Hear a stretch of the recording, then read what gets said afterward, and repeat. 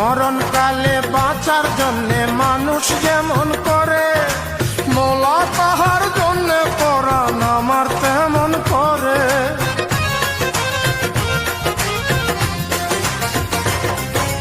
মরণকালে বাঁচার জন্যে মানুষ যেমন করে, মৌলা তাহার জন্যে পরাণ আমার তেমন করে।